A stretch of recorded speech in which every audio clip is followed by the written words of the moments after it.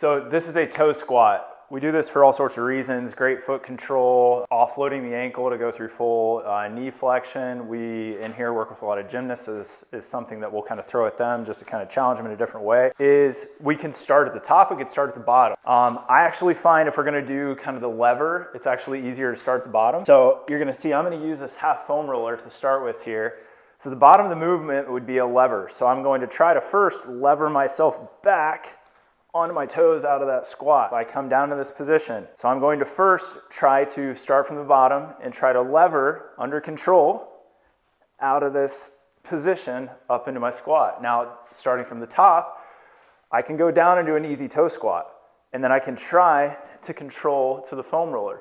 Now, as you progress, you would get rid of the thing that you're leveled up off of, and obviously I could use plyo boxes, all sorts of things to create that lever.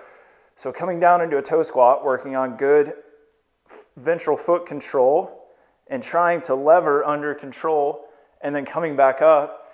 And you see all sorts of crazy variations where you're basically going into almost a quad cobra if you look at another one of our videos, where you lever your body back and you're playing around. We could load a kettlebell. The main goal of this drill, in my opinion, though, is foot control. Intrinsic foot control as we're going through knee flexion, hip flexion. Is just a kind of fun little challenge. Is it going to save your knee pain? I don't know if that's the case, but I think it's good to give a higher level challenge every once in a while.